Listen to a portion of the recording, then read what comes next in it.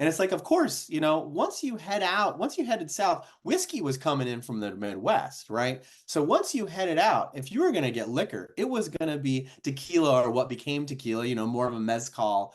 So I do have a bunch of mezcal drinks in there because it's accurate. People were drinking mezcal. In fact, on the border in the border towns, when you really got south, they were drinking peyote and mezcal together. Which it was basically like, let's get messed up.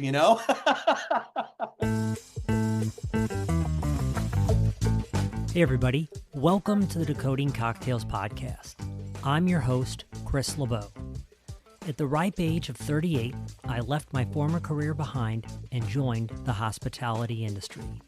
Since then, I've been on a rapid journey of learning, meeting all sorts of great people, and this podcast is my chance to bring you along with me, whether I'm interviewing somebody that works in the industry, another enthusiast, or occasionally stepping back to share what I'm working on or my thoughts. I'm so glad you're here, and so with that aside, let's get into today's episode. What's happening, everybody? Welcome back for another episode of the Decoding Cocktails podcast. My guest today is André Darlington. He is the author of, count 'em, 12 books, and we synced up to talk about his latest, Cowboy cocktails. But in the process of this, we ended up talking about a number of things, including his having circumnavigated the globe and the evolution of writing in the cocktail and drinks space. Beyond drinks themselves, we talk about the heavy Spanish and Mexican influences in cowboy culture.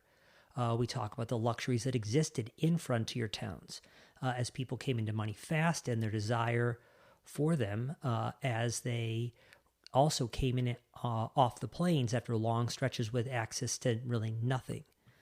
We talk about the prevalence of sweeter drinks and why they existed. Despite the rugged look of the cowboy, which André is quick to say plays well on television, and they certainly did need to be tough out there, we talk about also that in this world of deprivation and then suddenly excess after they would get paid, there was a taste and an indulgence in things that were sweeter, in this era. So many of the drinks that you might see in these books sometimes play a little bit more in that direction because that was the flavor palette at that time.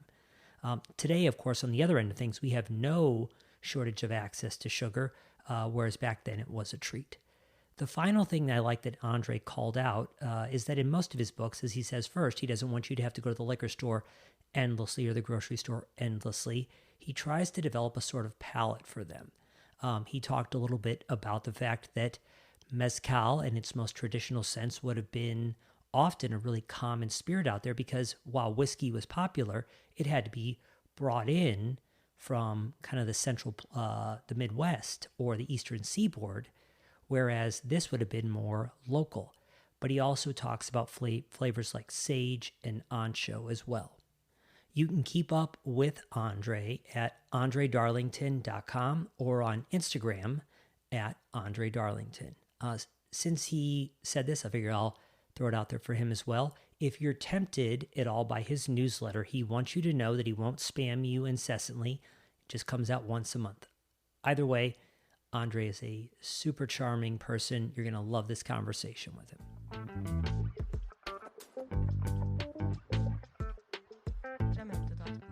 So, André, despite all the places we could start, one of the things that occurred to me that you have probably done that, and I would bet a lot of money that no one else on this call has done is circumnavigate the globe. So tell us about that, such a, I don't know, brave, insane, awesome decision. Like, what is that? What was that like? So, like so many things, it starts with a book idea. And, I pitch book ideas for people that don't know, you sort of pitch through an agent. And it's a little bit like the film industry in that somebody can say, oh, hey, I love your voice or I love this, but I want to change it. And they send it back to you and you can sort of decide whether you want to run with their idea or not. And that's sort of what happened where I had pitched a book this was before the pandemic. I want to say it's 2018, 2019. I had pitched a book on sort of like the American cocktail scene and going around to different bars and pulling out, a lot of people were creating modern classics and sort of, let's do a book kind of, a friend of mine did a book called The United States of America, where he sort of, it's a great book. If people don't know it, where he goes from state to state and sort of does the kind of the state cocktail, if you will. But this was much more like restaurant based. So I pitched that, and what comes back is we love this idea, we love the voice, but let's do it globally. And I'm like, that's a bit of a difference. And I basically said, I'm well traveled, but not that well traveled. And specifically, I was not that well traveled to Asia, which has experienced this huge boom, right? So I had not been to Tokyo and I had not been to Singapore. And if there's great cocktail cities on earth, that's changing a little bit all the time, but it's basically New York, London, and Tokyo held the lead for a very long time. And then Singapore came along in like literally the last 6, 7 years. And I hadn't been in it and I had to go. Now I think we might put Mexico City on that list. Barcelona is great. There's a lot going on. So I basically say, I'll do this book, as best I can, with the cities that I've already visited, and then I'm gonna have to go and see these cities. And basically the publisher was like, okay. And so I found myself in 2019. I want to say I'd left in like October of November of 2019, went through some of Europe, started in Berlin, and actually went through Ukraine and Kiev, which is another crazy story to see that before that chaos happened. They were already in a hot war then, but nothing like what came later. And then went, really through Asia. And hitting Bangkok, Singapore, Tokyo, some of the big ones. Spent a good long time in Tokyo because it's such a huge scene, and a good long time in Singapore. And that's basically how that started. What's so crazy about it is, oh, I'm gonna do this book. It's kind of a record of fun places, a little bit of a travel book. I think there are a number of books now on the market that have drinks from all over the world. In fact, one publisher is doing like a whole Tokyo book, a whole London book, that kind of thing. Mine was a kind of like, if you're kind of an armchair enthusiast, maybe you want to make these at home with some food, or it really could function as a travel guide. What's so nuts is I basically was in Tokyo up until right after New Year's of 2020, and came home to a closed Los Angeles, basically, and COVID swept the world right afterwards. Got home, slid into home base, wrote the book, put it out in the middle of the pandemic still. So it's sort of a pandemic baby. What is amazing is I did like 6 or 7, 8 cities last spring, going through Europe to see how people were doing, sort of. And the bars that are in my book are still open, most of them. Every city maybe lost one or two. Just, you could lose one or two anyway, just from churn. But the world was incredibly resilient, and these cocktail bars were incredibly resilient. A lot of them serving, doing just like we did, to go drinks. Hopefully, the city allowed to go drinks and that kind of stuff. Landlords cut deals to not, do the rent. The government kicked in. So yeah, that was a crazy experience to go around the world. I had traveled, but nothing like I was on the road. Maybe I did it in under 80 days. So it was like 65, 70 days, something like that, around the world. Basically, my trick is like 4 nights in a city, and then on I go. It is a fun way. It is a fun way to travel. It's very intense. It is a fun thing to do. It's on my bucket list to do it again. I would love to circumnavigate again, although it's easier probably to just go to a specific region and then go around there. Last spring, I sort of went from Dublin all the way to Tel Aviv, actually, kind of doing a swath in there and then home. But just for the fun of it, I'm following a writer, of course, many cocktail people know Charles H. Baker, who was a cocktail writer between the two world wars. And he was able to travel. It was sort of a brave new world of travel after World War One, when steamships, airplanes, and whatnot, the technology was there to really go around the world. He had married very well. He married a wealthy woman. He was a writer for, I think, Town and Country was his main magazine that he wrote for. But he wrote a book called The Gentleman's Companion. Hilarious, fascinating, full of anecdotes. And so I thought, I'll follow in this guy's footsteps, not to go to some of the same spots, because he went to a lot of spots that were like, oil depots where the ship was getting, refueled kind of stuff. And the landscape had just changed, back in his day. Cocktails really followed these sort of like elegant English clubs, so you can think of being at the Long Bar or something in Shanghai when there just aren't that many Westerners in Shanghai. Um, and I did go back. So I overlapped with him a little bit, but as we know, cocktails have really exploded in certainly major markets in the world, major cities. So this was all by airplane, where he had to, go by boat basically to a lot of these spots. So it was fun. It was kind of a historical thing slash, hey, I'm going around the world again. And like him, where he went around the world and then World War II happens and it's all over and sort of the scene that existed was wiped away. I had COVID happen. Luckily, COVID only lasted 2 years and back we are and the cocktail scene can still explode. But it was kind of eerie, creepy parallels there a little bit when COVID first hit. I was like, I'm the next guy to circumnavigate the world, and I'm also just going to be this weird historical footnote, and now it's all over. But no, we're back. So yeah, it was a really fascinating experience to see the world and see this crazy cocktail revolution, which has spread around the globe.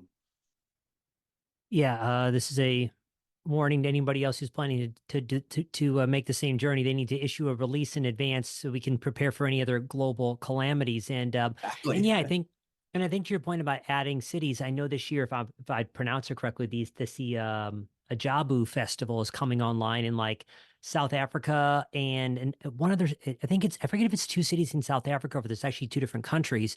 But yeah, like I went to a talk at Tales last year about the rising force of cocktails in Africa at this point. And so, yeah, it's interesting to see these, cocktail capitals, so to speak, come online. And of course, all these small cities as well around them. Yeah, it's been fascinating. I haven't made it to South Africa. It's in my book, but I did a lot of work with this a few cities that I couldn't go to. Found local people. People are really helpful with the resources there. There's a guy named Kurt Schlechter down there who has an incredible bar. He's known for also being really important in South Africa has a real brandy industry where they make the brandies along, I believe, mostly the West Coast, although I think some of the Southeast as well. Yeah, watching him and watching this stuff happen online, again, it kind of follows a good economy with cities with young people in it. I know, Nigeria falls in that mode where they've had oil and technology, and so I'm excited to go at some point. And then North Africa sort of floats in and out depending on, the Muslim influence, which I talk a little bit about. And that book was called Booze Cruise. And I talk a little bit about that floating in. I put Tangier in there because historically it was a really fascinating place after World War II, and there's some interesting drinks and whatnot. Egypt, of course, always goes back and forth, as does Turkey. A lot of times in these cities, the cocktails are sort of confined to the hotels for Westerners, as the locals don't really drink alcohol. A spot that's different is Dubai, and I have that in the book. So that whole belt's pretty fascinating, and they're bringing in their fascinating flavors. I think when Africa comes online and really has a significant cocktail scene and presence, we're going to find all sorts of amazing flavors coming out of there, the way that we saw coming out of Asia with, I think everybody knows the pandan leaves and stuff like that. But and India has been really fascinating. The Indian gins, which has, of course, their, home of the world spice box, right? So India coming online has been and is really exciting to see what they do there. Yeah, it's always amazing. I mean, the scene just continues to spread. So would you say, and I'd be interested as we kind of lead into the actual into cowboy cocktails, I'd be interested to know like, and I'm sure behind every book that comes out, you're like, oh my God, people, if you could see the work that went in, but like, do you feel like as you get more immersed, is the number of topics available, does it seem to you like it's proliferating, or does it feel like people are covering the bases pretty quickly because the space is getting so much attention? How does it feel to you overall, kind of in the business of writing these right now? Well, I certainly never thought that after, I mean, I came along fairly early. I've been writing about cocktails since the late 90s. I sort of came out of college in the late 90s and stepped into what would emerge as this craft cocktail revolution. And, way back, Scooby-Dooby-Doo, in 2016, when I did the new cocktail hour in my first book, I literally said to the editor, I was like, I don't know that and I was writing a cocktail column at the time, but it felt like there was a pause, or it was, maybe retreating. And, because so many things come along. And in the beginning, it was just nerds online. And, there'd be like a good cocktail bar would open in the big cities. And I thought, maybe this is petering itself out. And I couldn't have been more wrong, right? That's right when it's sort of like now all restaurants have to have great cocktails, and before it was like just high-end restaurants, and it just exploded into the culture. I never thought the Cowboy Cocktails is book 11 for me. I never dreamed in a million years I would be at 11 and that there would be so many topics. One of the problems with so many topics is that, like anything, I saw it with rosé, a little bit ago, or any of these things that sort of get hot. The publishers all pile along and sort of do it to death. So it's always like cocktails plus just make up anything. And we're sort of in that zone now. I've tried to keep the projects that I do something that is particularly interesting. For instance, I did the book for Batman. I didn't really think, coming from, I sort of consider myself a little bit more on the journalist or academic-y end of cocktail writing. That's certainly where I came from. So they asked me to do the Batman book, and I thought, I don't really want to go down this road, but it's Batman and the characters are so great. And if I were going to ever do one superhero book, Batman's it, because Batman, unlike the others, it's actually not supernatural. It's just a guy who made himself up. And Gotham City is a cocktail town, if you've ever seen a fictional cocktail town, right? So, there's some danger of like, am I going to sort of dead end into these books that are sort of cocktails and whatever? And then at the same time, I found myself really enjoying. So when I started out, I was writing about other people's cocktails.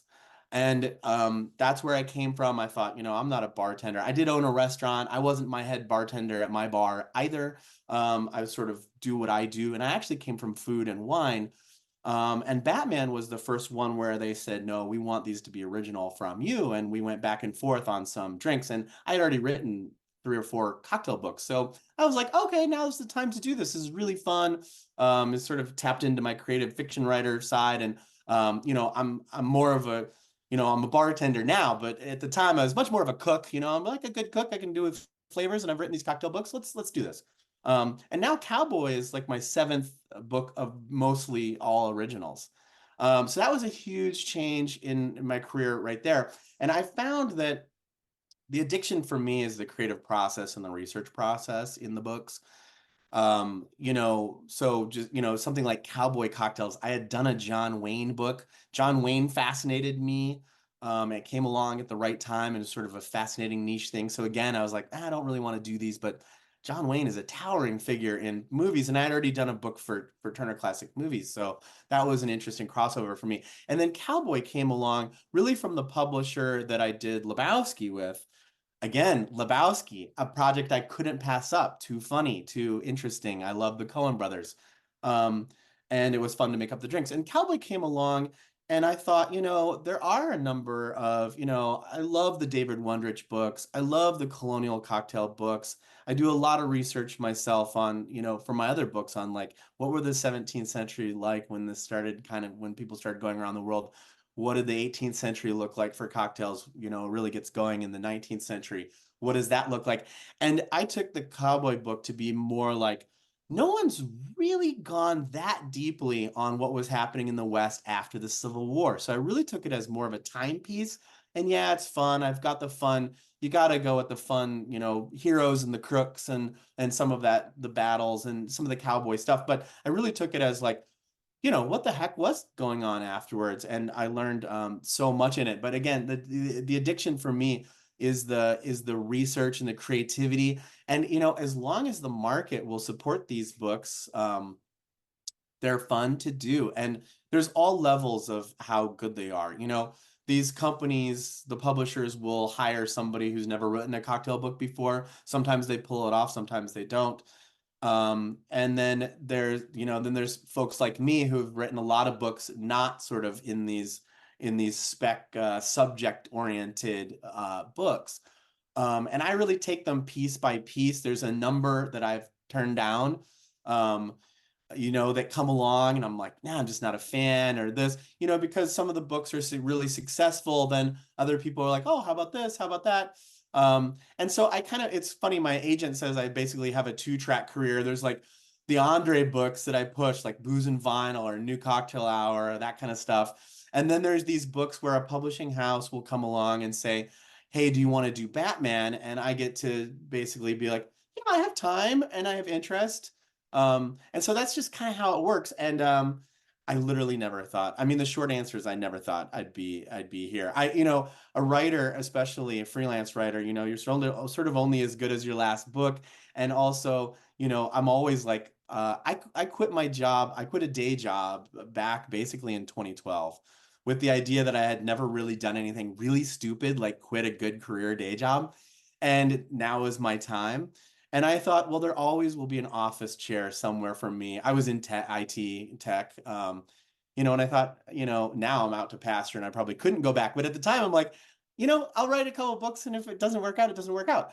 Almost 10 years later, I'm still going, and I can only attribute that to the exploding interest in cocktails and the fact that there are so many stories to tell in this medium, and it almost makes sense because it's like food books go on forever, and you compare and do whatever you want, and it's getting to the point a little bit like cocktails have as much diversity in that glass somehow, as food on a plate, and so it could just go on and on and on.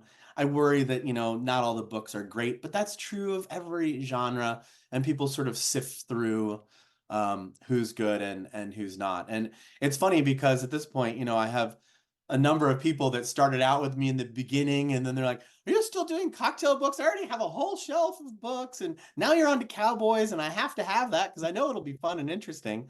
But I think all of us, 10 years ago, I think we all had maybe four books on our shelves. Now, I have like a section. So I've been very happy to be part of that section, for a lot of folks. And it's been amazing how diverse how diverse it is, from modernist stuff to, bartenders putting out books, to some of these subject thematic things, to even the NA stuff, that's been going on. So there's a cocktail book for everybody at this point, or four. Yeah, there really is, and I would agree. Yeah, the parallels to music, and certainly to food in terms of just how ritualistic and just central these are. And you look at how niche some of these things are. Um, Right. so as you like, and I mean, obviously, maybe the John Wayne book of that, preceding this catalog gave you some ground game, but you talked about kind of taking your own little trip to Texas to kind of do some R&D and whatnot. I mean, I'm sure the number of things you've learned along the way, we don't have. This isn't a 17-hour podcast, so we can't cover it all. And that's what the book is for. There was a lot of fun tidbits in there. But was there anything that you remember like really surprising you along the way? Or tell us a little bit about your that initial trip to Texas. Yeah, a little bit of both. I wanted to do so. I've realized early on that I sell sort of, I think we all do in the creative realm. I sort of sell a dream, right? And you do this with your cocktail classes. Someone says to themselves, I want to be a better cocktailer. I'm going to go with my mother to a class, or I'm going to go with my dad to a class, and I realized early on that I sell these dreams in book form. So it's somebody says, I want to know about old movies with Turner Classics. I want to get my head into that. I'm a fan of that. And so I write something for that fan. And part of going to Texas was, if I wanted a cocktail book on my shelf that was focused on cowboys, what am I really looking for? Who am I as a customer? What am I looking for? And kind of a headspace. Right, because cowboy cocktails is kind of a unique one. I think what surprised me both, so the reason why I went to Texas and what surprised me most is we all have this conception, I think, of what a cowboy is from fiction. We've watched Bonanza, we've watched Clint Eastwood, we've seen these movies, and it has a certain there's certain things that are resonant in the cowboy myth. And then there's the books, and when you do a deep dive into them, the myth and the reality overlap some, but not as much as we think. And I think we all think of the cowboy because it's a mythological style of person still in our society, that we think of this guy who's like chewing tobacco and spitting and drinking whiskey neat out of a shot glass. And that's not exactly who, yeah, they were rugged. Of course, the job is tough, but it's not exactly who this person was. This was what really shocked me most about this is that these were young men, mostly from the South, which had been devastated after the Civil War. They were soldiers themselves. They came with their sleeping bag. They often came with the gun that they was from their farm anyway. I'm not sure that there were state issued arms, but not the same way that the North could give soldiers, uniforms and stuff. They're just kind of, these farm guys that came off and they went west to seek a new life and a new and fortune because these cattle runs were making a lot of money. It was very dangerous work, but it was very rewarding. You really can't change your life. You could do this for a few years and then buy your own ranch, which just wasn't, possible for most people back then. Um, so the things that surprised me was one of the things that surprises me, and that you probably find this, we were talking earlier that you know, a family in Denver, so you've got a connection out there. When you go to museums in Denver, you go to museums in the West or Southwest, you learn all this stuff that you didn't learn if you're from the Midwest or Southeast or Northeast, or California even. California is a little better because they did have there's a lot of cowboy stuff out west there, but and what's interesting is just stepping into the museums, you're like, oh, these are these legendary people for here that don't necessarily aren't, we know Custer and Custer's Last Stand. But how much do we know about Goodnight Loving, the two guys that, I think in popular culture, we know them from Lonesome Dove, the movie. Who were these guys? How did they start running cattle from the Mexican border up to Wyoming? It's just a weird story.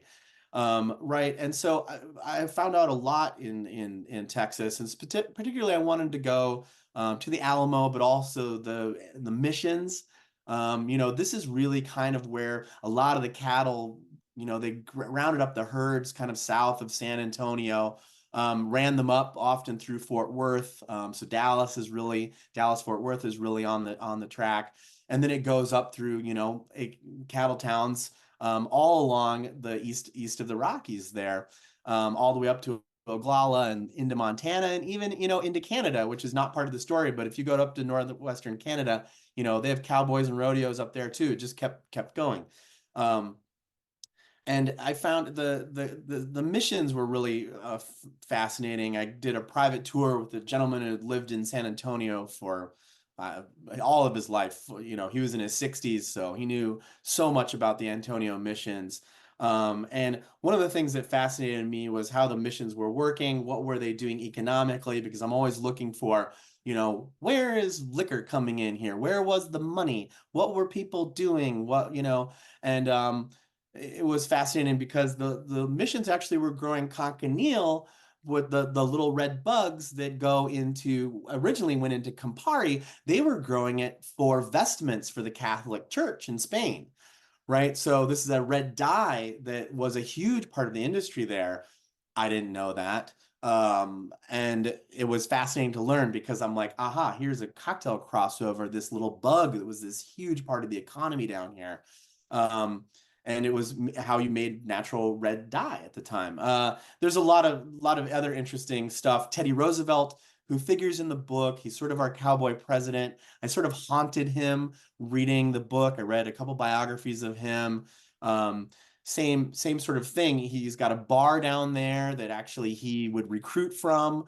And I basically stayed in that hotel right next to the Alamo, drank at that bar every night. and you kind of get yourself into a whole mood because people are coming in. I went to the famous Paris Hatter there, which is one of the longest running businesses in San Antonio, but one of the oldest hat shops in the country. And it's the hat shop that Mhm. cowboys would have come into town with their money and bought a hat from these guys. So you walk into this room and you think, basically 150 years of people coming in here and buying hats out of this store. It smells amazing, as you can imagine. It smells like cowboy leather, and they've got saddles up, and it's cool, cool stuff. So, not being from the Southwest, I needed to do some of this stuff, kind of this terroir, trying to get. There's a couple fun museums there as well.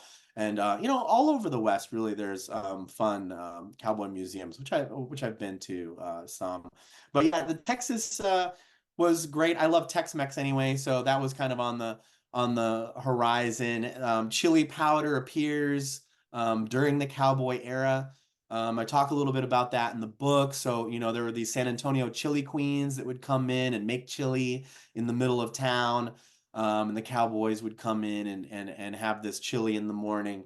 So stuff like that was really irreplaceable. I'm so glad I did kind of do a physical, primary source kind of look at San Antonio specifically. You can always do more. I mean, there's so many of these little towns, Cheyenne and Dodge City and some of that. I went up north when I was a little kid. I remember going to, Little Bighorn and doing the Wyoming museums and stuff with my family, Yellowstone. So I remember some of that pretty well. But there's always more cowboy research to do. A lot of this history doesn't make that far out of that region necessarily, and it's kind of still books are still important. So I did a lot of reading of books. But just to finish up that quick, the surprises with the Cowboys, they liked sweet drinks. They liked sugar and were seeking it out. And that opened a door for me. Yes, they would have called cocktails fancy drinks, but let's not pretend they didn't lust after them. It wasn't like, oh, these drinks are for wusses or something. It was like, no, I'm going to make my money and I want this fancy stuff too. Which is a very American, it's very American, to like you make money and you want to have what the rich people are having, even if you just have it one time, you want to try it. And that was a really big opening for me for this book. I Yeah, there's I guess a couple things that come out of that. Yeah, I think like, the importance of studying history up close always makes sense in terms of that it's very easy to oversimplify things and until you hopefully get up closer, like the details are just louder the closer you get to the middle of it. I loved, even when you were coming back to the Hatter you went to, I loved that like even just little bits of trivia like the term like was it the 10-gallon hat really is a Spanish term, what tan galan, which would mean very Yeah. handsome, as opposed to I think for a lot of us, it's like, oh, 10-gallon, that means it's a massive hat, as opposed to like, oh no, this is a hat worn that is a very handsome hat right there. Or you talk about the Dodge City as the origin of the term like red light district. So just these things that like are very much taken for granted or unknown that are right in front of us. And the research kind of helps kind of like expose those a little bit right there is always so interesting. Yeah, I mean, the 10-gallon hat, I grew up always wondering about that, where did this term come from? And while I was doing the research, I just ran into so much interesting material. And I sort of, talked to the editor a little bit and I was like, I don't know how to get this in because I've got a lot in the head notes. And then what if we just do these little teasing breakout factoids along the way? Because I always feel like, okay, if I'm writing, I mean, I think the best way to write something is to be like, if I see this on the shelf, what do I want to say, So I'd assume that if there's something that's like, I'm a reasonably intelligent person. I grew up watching cowboy movies. I don't know what 10-gallon, where the word 10-gallon hat comes from. So if I find that in my research, I'm like, I gotta put it in here. I gotta put it in. So, and I found a number of, I mean, one of the things is, the myth of this, how manly these cowboys were and they only wanted whiskey neat. That's one thing. The other thing too is this was so Spanish influenced, right? The cowboys, are, based on these Spanish cowboys that in the Mexico, that area for much longer. So words like lasso, words like buckaroo, all of these kind of Spanish words and just how blended it is. Which is another thing that's fascinating about San Antonio and its Tex-Mex, just how long that conversation has been going on.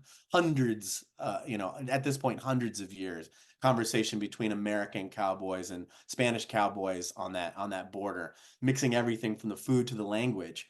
Um, so I thought that was once I ran into all that Spanish influence, I'm like, well, I have to have that too. One of my friends is Shad Svetko in Dallas, who has actually a couple really great mezcal bars now. And he found out about this project and sent me, really fascinating information. And it's like, of course, once you headed south, whiskey was coming in from the Midwest, right? So once you headed out, if you were going to get liquor, it was going to be tequila or what became tequila, more of a mezcal. So I do have a bunch of mezcal drinks in there because it's accurate. People were drinking mezcal. In fact, on the border in the border towns, when you really got south, they were drinking peyote and mezcal together. Which it was basically like, let's get messed up. And let's get messed up quickly. The liquor was very expensive. So there was a lot of adulterated booze all the way along the path. Before there was any kind of regulation on this, people would sell you anything. They'd sell you a turpentine with some molasses in it. And it would get you messed up, but it could also kill you. So there was a lot of that. But yeah, it's fascinating little tidbits. I just ran into fascinating historical stuff all along the way that I think hopefully surprising to a lot of people. Maybe not people that are living there and grew up with it as much. But even then, I think there's, you can live in San Antonio and never know that the 10-gallon hat comes from 10 gallon, the saying that 10 gallon. So fun stuff. I'm always looking for that kind of stuff. And I think that's my original attraction to cocktails themselves is this story and this history and the people involved in it.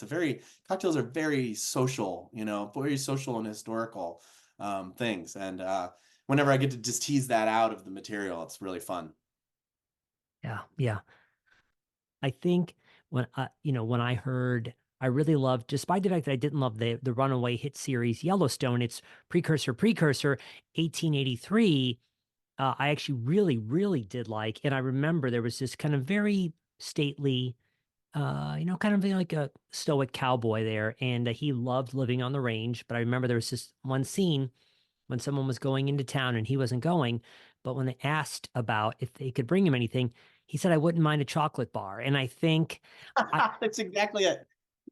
Somebody and has and done I their think research.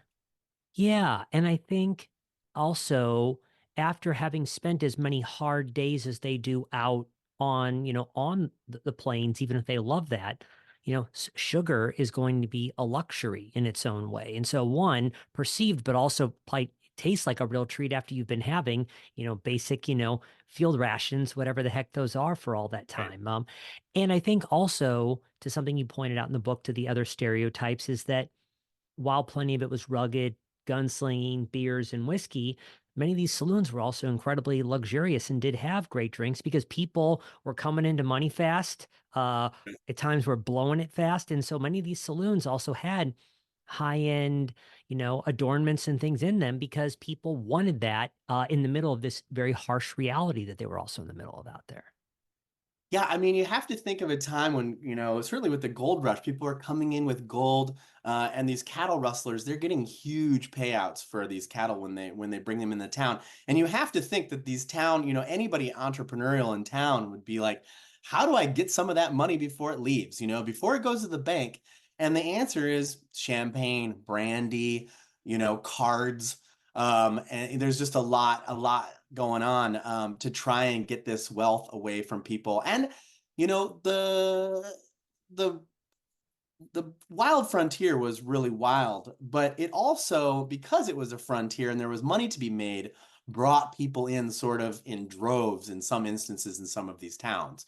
And we've seen this happen in the United States. other times it's like a tech boom, right? Like Google's going to go into a city, all of a sudden your city's going to, double in size over the next 5 years. And these kind of proverbial the real gold rush, and then gold rushes of the railroad coming in, and these cattle runs, which were making a lot of people a lot of money. People were opening, started then to set up these big ranches too, and they had lots of money.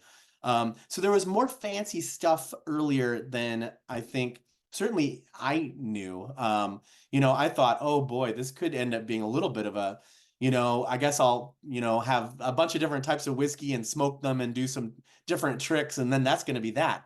But the world really opened up for me when I started seeing, you know, we're doing champagne cocktails out on this range. We're into sugar. We have maraschino cherries. They came over early. SoCo Southern Comfort comes out in 1890. People are bringing it in from New Orleans. Um, and so there's just a lot more interesting stuff, and it makes sense now that I did the research. Of course, it wasn't just these like dusty bars. That makes for good cinema, and it's not really that necessarily accurate. And of course, people selling hucksters selling these cowboy stuff. They're just like flies, that appear, and these saloons appear. I found a number of descriptions of early saloons, which were basically just wagons, and somebody would paint saloon on it. Basically, somebody's wagon would break down, and they'd be like, what am I going to do? Well, I guess I'll just sell stuff to people that are heading further west. And there was a shop, and they were a shop. And then, when the town started to boom, or that particular stretch of the railroad started to boom, they build a little structure, and then they become a bar. And, they kind of grow like that. It was interesting. I mean, and also I did find like there are some diaries that still exist of cowboys. There's a couple famous ones. Diary of a Cowboy, I think one of them is called. And there's no eggs on the range, while you're running the cows. No eggs really, no sugar. And there's scenes in the diaries of them running into like a log and finding honey, and it's this huge deal. Or they run into, if somebody finds a nest and they end up with, 6 eggs, and they take it to the camp cook, and the camp cook's like, I can make something, now you're going to have eggs. So there was real sense of deprivation on the range. It's jerky, it's mostly beans. They're not even eating cattle. You think they're surrounded by cattle, but, they're not getting high on their own supply. They're not allowed to eat it. The cattle are very valuable. So they're eating beans, and their life is not very good. And then if they make it alive, then they splurge, right? It's the feast and famine. They go into town. I think we think that the cowboys are going into town to find women. That's what it is in the movies. Oh, I'm gonna go to the whorehouse. No, these guys would like take a shower and go find oysters and eggs and sugar, and then get drunk. I think, again, the prostitution makes great films because you get the characters and whatnot. But time and time again in the source material, they're taking a shower and they're on the search for sugar. They want a candy bar, that kind of. Wow. That's really, really cool. A question I had, Andre, and like, you may not have pursued this depth of things, but I know like when I've looked at historical cocktail recipes before, they talk about the idea that like, hey, like, a cherry today isn't a cherry of yesterday, or a lime today isn't a lime of yesterday. Were there any ingredients they were working with that you feel like that you've discovered were drastically different from what we're working with today? And if not, it just occurred to me. I didn't know if anything like that had come to you or not. Yeah, it's always hard to know. It's like I've had, cocktails made with historical spirits that are old. They're always wowing. They're never not an analogy or a cousin, but they're not the same.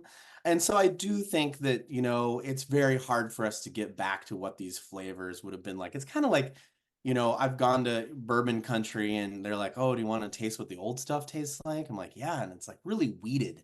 It's much sweeter than we think. There's a lot of wheat, which in the beginning surprised me. Now I love it.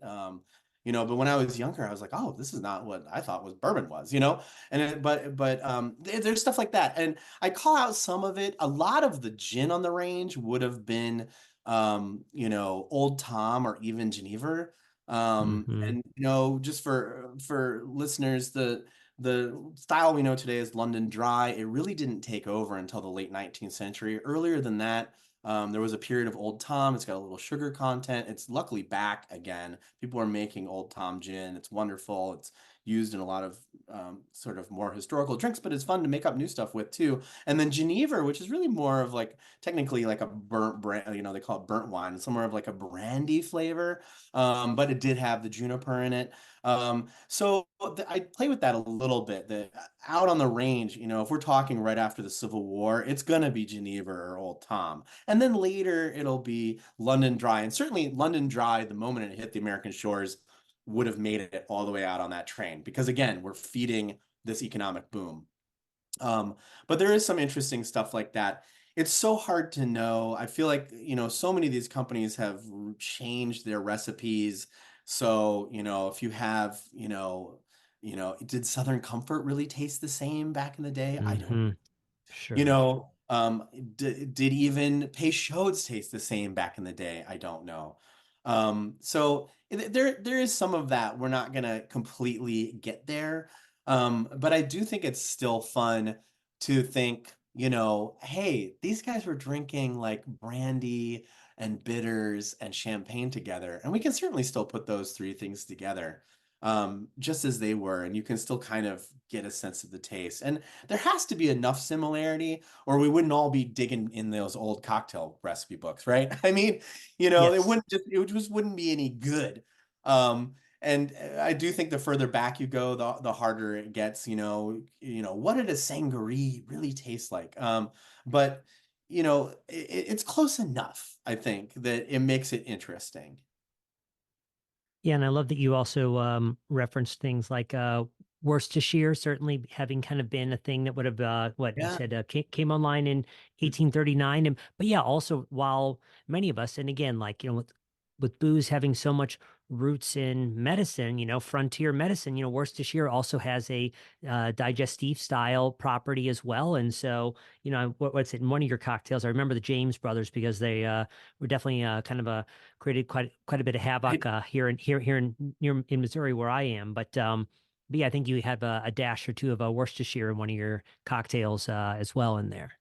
Yeah, I think I gave them a split base, sort of a split base with Worcestershire, just playing around, and then I made it bloody, because it's the James Brothers and they were really Uh, bloody. So it was just kind of being a little silly with that. They're a fascinating. There's so many fascinating characters that pop up on the West, and I didn't try to do too much of the cult of personality around stuff, although I felt like some of it you just have to, you have to do an OK Corral. You have to do these things that people have heard of and then reinvent them a little bit, or give people a little bit more of the accurate historical basis, maybe, or what might have been going on. Yeah, some of the factoids around kind of like putting ourselves in the mode of what that's like. And yeah, I love kind of the term you used about feast or famine in terms of, with the railroad, especially in these bigger towns, you are going to have access to most anything, but we're all still so used to in our mind having everything all the time. And when these cowboys go out to work, I mean, it is that. And so it kind of creates an even greater hunger for that. Yeah, so I do think it was fascinating to kind of like put myself in those shoes and yeah, I don't know, like it's interesting to think about the Old West as a place that is a both and, like everything in life. It's more Right. complex than you allow it to be. Yeah, it was super complex. I mean, you just think if you've ever done like a 3 or 4 day camping trip and you go back and you're like, gosh, I just want a slice of pizza now. That kind of like sitting out under the stars, as wonderful as 3 day or 4 day camping trip can be, when you get home, you're like, a bed and and a slice of pizza. And these cowboys, they were on the range for months. So you can only imagine that every night they sort of go to sleep like planning on what they're gonna do when they get to town. And one of the things they wanted to do is have these sort of newfangled cocktails that had really kind of appeared on both coasts, but really kind of the gold rush, I think, gave a huge impetus to it. We're gonna put all these fancy liquors together and drink Y- them. So Yeah, and I think you cite that there's a couple of historical drinks like the stirrup cup really kind of punching that old fashioned template. The mule skinner for me was like, okay, this is Manhattan-ish, even though we're using kind of a rich fruit liqueur. But the Deadwood Dick was I think what really stood out to me. That you said you actually also kind of have traced back via the Savoy cocktail book, which I guess was called the Yellow Daisy in there. But it certainly struck me as to your point of like softer, gentler, like, looks kind of like a 50-50 Old Tom Martini, but then has a nice splash of Grand Marnier in there.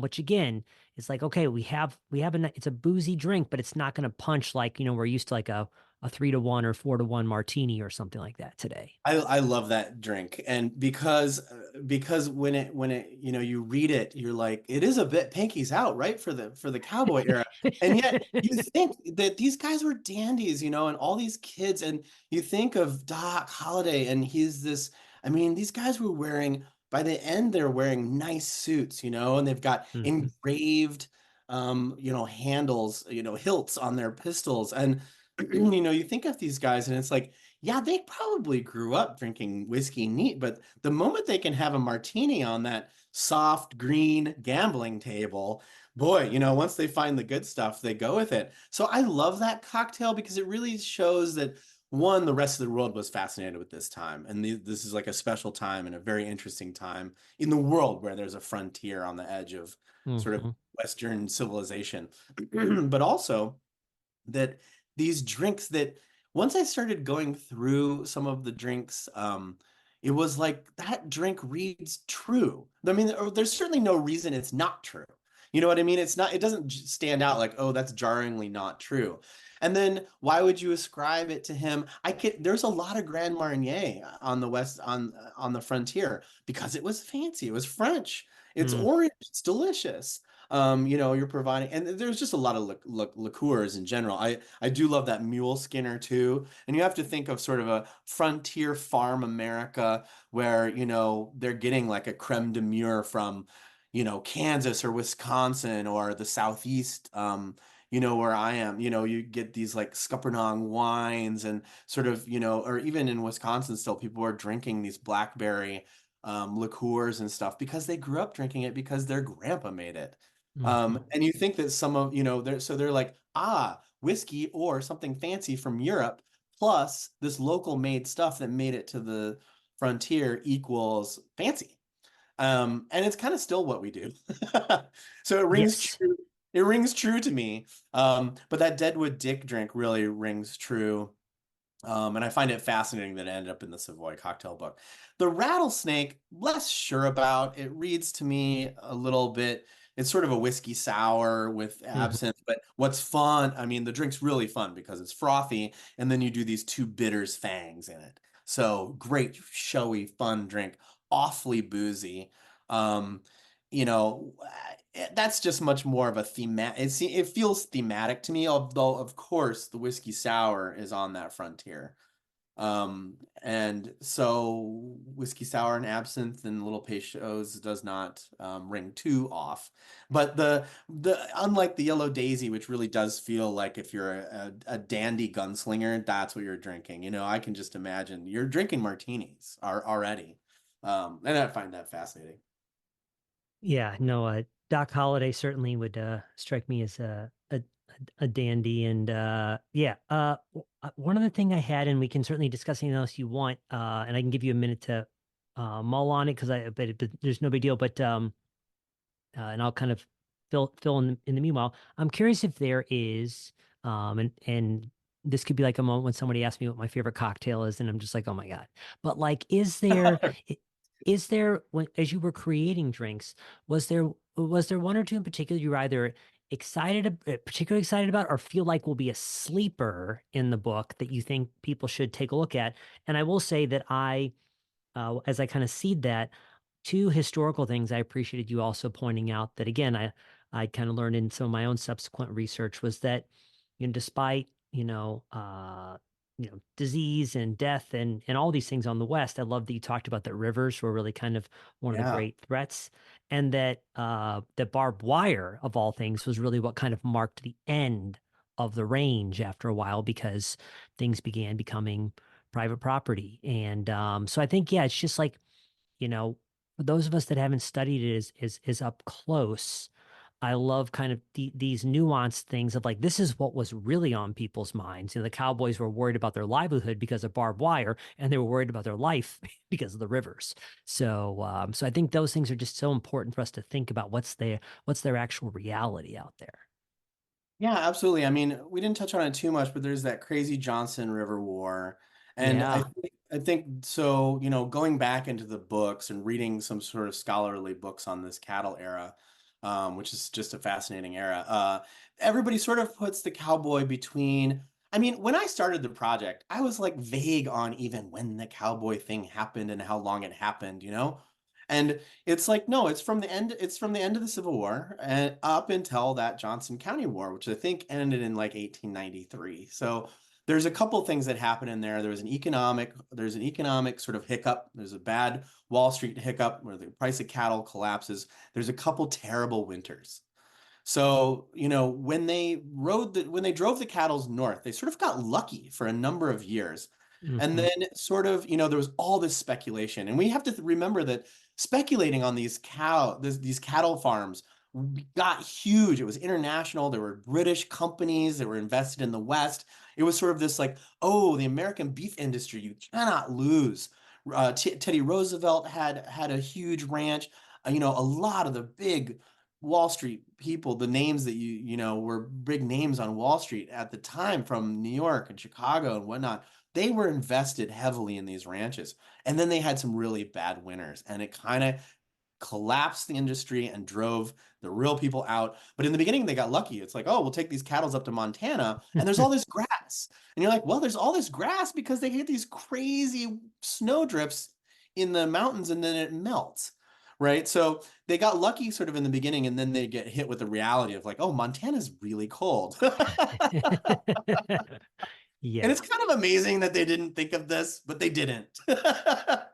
Um, and you kind of get this great sense of like, so the Johnson War, not to get into it too much, but it's basically pitting, you know, rich the rich ranchers against poor cowboys. And it's interesting because I think the cowboys used to run cattle for these guys, and then Hmm. decided that they could get rid of the cowboy by putting up barbed wire. And so it was really a technological change that sort of brought about the end of the frontier. And it was really about the labor. They didn't need to well, it was about a lot of things. One, the people were just fencing in everything, and the frontier sort of ended that way. But also, these cowboys were expensive. The whole proposition was expensive. The chuck wagon to the protection to getting, and just the amount of lives that were lost and how many cattle you'd lose. So they realized that they really didn't have to do these runs. They could just keep them up north, except for the weather. But that Johnson War is fascinating if people want to do a deeper dive on it. It got so bad that the president had to intervene with troops, basically, pitting. It was kind of like an early, the internet arriving or something. Barbed wire was this huge technological change that really changed the face of America, which I never really had thought about to the extent until I was working on this book. As far as drinks in the book, I don't know if it's just because I've been doing so many, so much recipe development over the last few years, but this book just seemed to come together. The drinks aren't particularly complicated for a reason. It's a cowboy book. Yep. Um, but the stuff just really hit. I do a great deal of recipe testing. I actually fly a colleague of mine down. The last few books, I've flown a colleague of mine down. He's been a beverage director for everybody from Jose Andres to Steven Starr up in the Northeast, and Mm. we just worked very. He's a very quick palate. Recipe testing or drinking cocktails after the fourth one, you can't remember whether it was good or not. You know what I mean? Correct. Yes. So, we do a lot of work. We do the books. I basically write the recipes and have a good idea, if not down to the ounces, a guess down to the ounces of what this drink is going to look like. And then we do a considerable amount of recipe testing, and some drinks sail through, and then some drinks stump us for 3 or 4 days until we get it right. It's just is how it works. I just love the drinks in here, and I hope other people do too. They just really work. Everything from like the Billy can, which I've been working on. Again, there's a little bit of Big Lebowski knowledge in that Billy can because I did a lot of coffee, sort of Kahlua-based cocktails research for that. So I think some of it is, I did some work with John Wayne. The John Wayne book was much more, there's much more of his movies, and it's much more like, oh, I'm going to solve this problem with these different syrups that you can make, which are great for people at home because then they have it in their fridge and that, well, blah, blah, blah. And this one was much more like, I'm going to develop this palette. For all the books, I try to say, these are the kind of palette area that I want in here. Like we're talking sage, we're talking ancho, we're talking, these Southwest flavors that I'm Yep. trying to play with. And so each book that I do too, I try to make sure that I really have a tightly curated list. So you're not buying all kinds of bottles from all over creation. So if I have, let's say 50, 60 drinks, if I call for green chartreuse or something, or if I call for SoCo, it's going to show up 2 or 3 times. So it makes it worth it for you to explore if this is um, a new thing. I always assume that a number of people getting a cowboy cocktail book, if they pick it up at a cowboy museum or something, this might be their first cocktail book. So I don't want Hmm. to just, I want to make sure that they get a nice variety and they don't get turned off. And I may want to make sure that my first review out there is like, geez, there's a lot of really hard to get weird ingredients. So, and I always think the longer I've been doing this, the more I think that you don't really need to reach out to the weird ingredients. I think as bars, it's important, but for the home bartender, add what you can slowly. You don't need to go out and get every liqueur under the sun. Um, I think some fun ones in here are like the 30 shots in 30 seconds. And when my first cocktail book, I got it, it's from the 80s. It's a guy named Phil Collins, no relation to the singer. And I remember I got it like in college, and it was kind of before the whole thing happened. And there's an image of this drink called the Pousse Cafe, which is this drink where you take liqueurs of different sugar Yep. amounts, so that they're different weights, and you pour it over the back of the spoon. And I remember trying to make that drink back in the day and being really frustrated with how difficult it was. Well, I Yeah. pull off sort of a version of the Pousse Cafe, a short cowboy version in this book. I think it's my 30 shots in 30 seconds. And it actually works, and it'll give you sort of a brown gold and a clear and a red. And it's Fernet Branca, which settles on the bottom, and then whiskey will settle in the middle, and then dry Curacao will settle on the top, unless I have that backwards and the Curacao is a little heavier than the whiskey, which it probably should be. Um, but it makes this beautiful three-layered drink. And it's like, we tried it a number of times because we did it once and we're like, are we just getting lucky? And it's delicious, by the way. And it's like, are we just getting lucky? And then I tried it. And then I brought my partner out from her office and I was like, just try to make these three liquors together. And she's like, oh, this is tedious, pours it over a spoon, but it's not that bad. You just pour it over a spoon. And lo and behold, it separated itself. So I was like, after all these years, I finally managed a little mini Pousse Cafe that like anybody at home can do, because the Fernet Branca will settle to the bottom. Where some of the Pousse Cafe, I think, is 5 layers or 6 layers even. Uh-huh. So it's a lot of work. I put a little smoking in here. I have some fun stuff. I have some fun stuff that I played with some, but like the Applejack with the Campari and the vermouth. I'm bullish on Applejack. It's such an American liquor. Yep. It's called, back in the colonial days, people would just press their cider and they'd leave it in a fermentation vat. And then when frost came, it would all settle out and they would jack the alcohol off the top, right? And just pull it off, or pull the water content off, and they'd be left with hard cider. It is the world's most ridiculously easy way to make alcohol. I can only think that this is how people have been making alcohol in the North for hundreds of thousands of years, right? Because you're just pulling the water content off. You don't even have to distill. I think it's so cool. I love that there's still, heritage, Applejack producers making the stuff, and that kind of stuff is fun. I do some fun stuff with like tequila and port in the Alamo City with sarsaparilla Hmm. syrup.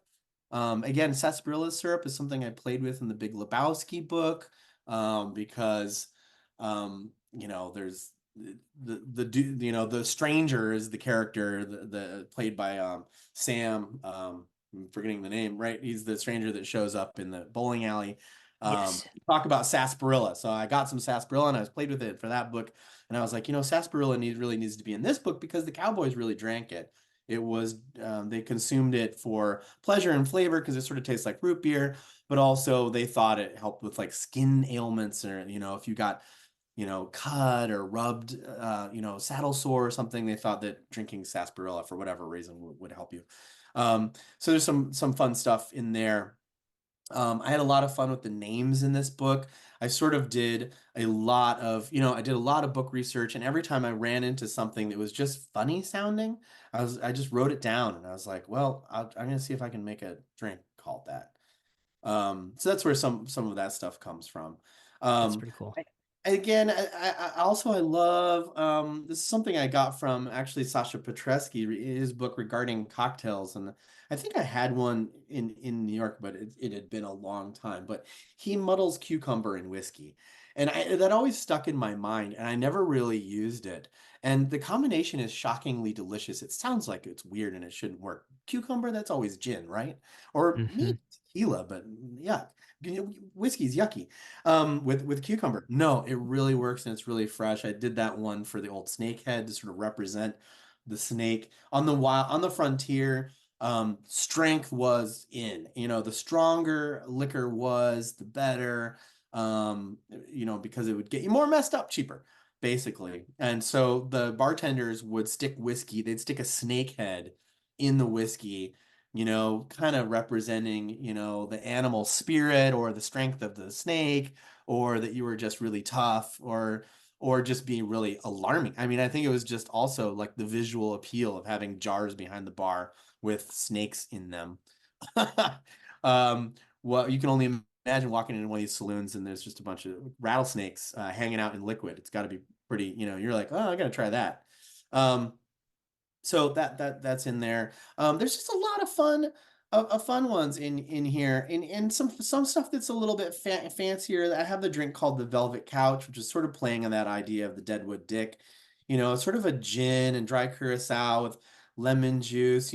We're somewhere in between a sour and maybe a French 75 if we added some champagne, which I have in here. But it's just like light and refreshing and really velvety. And I think it feels like a 19th century drink. I tried to kept trying to get myself in the headspace of these 3 and 4 ingredient drinks, which were often they were achieving something by they all were achieving something novel. Either they were really sweet, or they were really strong, or they had a really great texture, and you can just think that these were the things that made these drinks appealing to early purchasers of cocktails.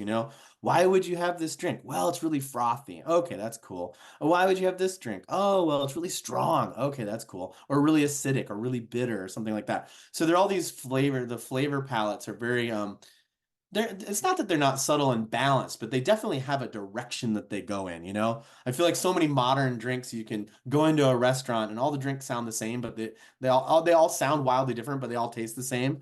In the Wild West, drinks really tasted very different. You're getting a coffee drink and it's very coffee and it doesn't have 17 other things in it. That's what you ordered it for. That's what you're getting.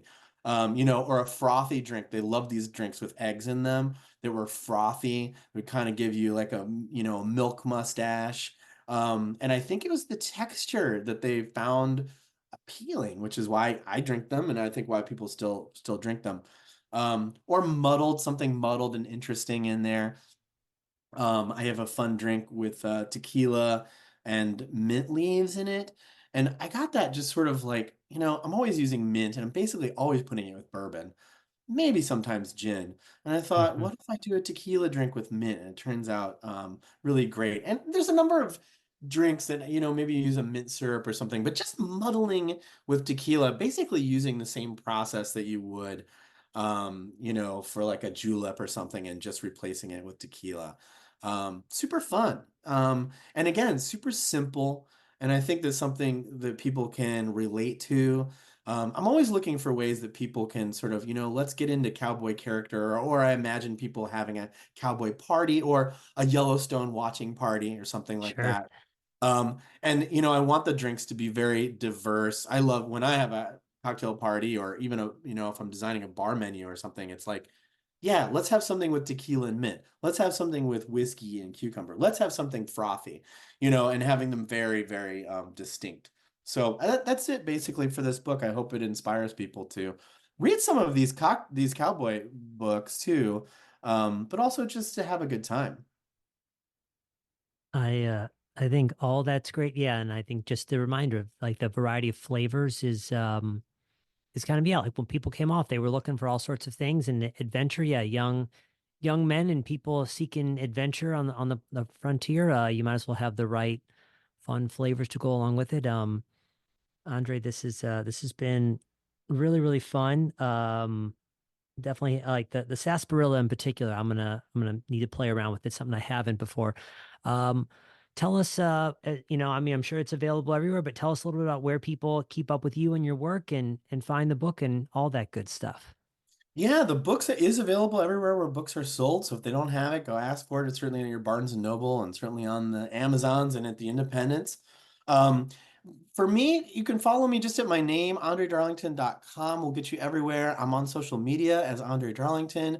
I do put out a newsletter, which I don't beat people over the head. I just put it out once a month. It always has what's going on, and I always throw a recipe in there. So that's a fun thing. Just a fun thing to get on the first of the month into your mailbox. So I encourage people to do that. I don't send 4 messages a week, kind of thing. I just do the ones to keep people up to date. So that's fun, and I do put quite a bit, especially when I'm on book tour and stuff. I'll put stuff up on Instagram, and my website has a number of things out there that people might find interesting as well. But yeah, thanks for having me on. This was a great conversation. Hey, everybody, thanks for listening. The show notes for today's episode are available at decodingcocktails.com/podcast. If you'd like to keep up with what we're working on, there are 2 great ways to do so. One, our short weekly newsletter, Cocktail Confidential, which you can sign up for at decodingcocktails.com/newsletter. Or give us a follow on Instagram at Decoding Cocktails. If you think this podcast is great stuff, we'd love it if you'd subscribe or, of course, share an episode with a friend. The Decoding Cocktails podcast is produced by Chris Bay and myself. Thanks for listening. We'll see you again soon, and happy cocktailing.